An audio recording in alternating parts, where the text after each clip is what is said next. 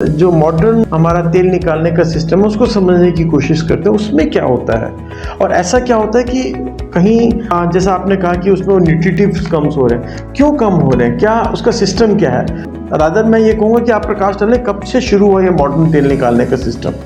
मुझे बहुत ज़्यादा तो नहीं पता वर्ल्ड वाइड का, पर ऐसे ही ट्रेडिशनल प्रोसेसेस को यूज़ किया जाता था जहाँ तक मैं थोड़ा समझा। और ऑफ कोर्स इंडिया में तो ये चीज़ 5000 साल पहले से तो हमारे पास रिकॉर्ड्स हैं, बट अदरवाइज पहले उससे भी पहले से ये प्रोसेस को यूज़ किया जाता है तेल निकालने के प्रोसेस को। एग्जैक्टली। लेकिन जब 1800s और 19th सेंचुरी के आसपास जब इंडस्ट्रियल रेवोल्यूशन आया यूएस और इंग्लैंड वगैरह में, तो उस टाइम पर मैकेनिकल और केमिकल प्रोसेसेस से ये वेजिटेबल ऑयल्स को निकाला गया, जिसके बाद एक टर्म आ गई इंडस्ट्रियलाइज्ड ऑयल्स।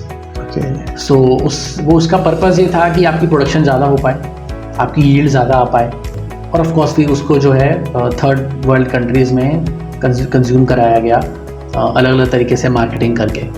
सो बेसिकली उस प्रोसेस में क्या होता है कि वी यूज़ मेटल मशीन्स जिसमें कि हीट प्रोड्यूस की जाती है, हीट दी जाती है सीड को, सो डैट कि आपकी ऑयल की यील्ड ज़्यादा हो जाए। सी ऑयल सीड में ऑयल तो है, लेट्स से फॉर एग्जांपल उसमें 45 to 50% अगर ऑयल है, जनरल एवरेज बात करें हम, तो वुड प्रेस वाली मशीन में अगर 35 to 38% ऑयल निकलेगा, तो जो आपकी मैकेनिकल मशीन्स हैं हीट के बाद वो उसमें से 45% ऑलमोस्ट ऑयल निकाल देंगी। तो ये जो डिफरेंस है 7-8% का, ये कॉस्टिंग में मेजर करता है। बट हम ये चीज़ भूल जाते हैं कि वो एक्स्ट्रा ऑयल निकालने के लिए जो हमने हीट प्रोड्यूस करी, उसकी वजह से हमारे सारे ऑयल की क्वालिटी ख़त्म हो गई।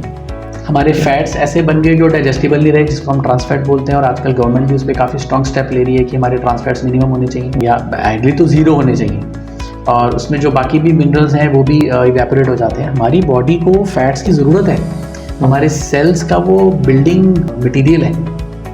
सो हमें जो ये saturated fats, unsaturated fats, omega 3 omega 6 ये जो चाहिए, ये आर एसेंशियल फैटी एसिड्स। तो अगर हमें एसेंशियल फैटी एसिड्स ही नहीं मिलेंगे तो how will we be strong in our physical strength and the mental strength? तो फिर हम लोग कैसे प्रोग्रेस करेंगे हम डिफरेंट फील्ड्स में, फिर वो चाहे स्पोर्ट्स हो या बिजनेस हो या एनी अदर प्रोफेशन।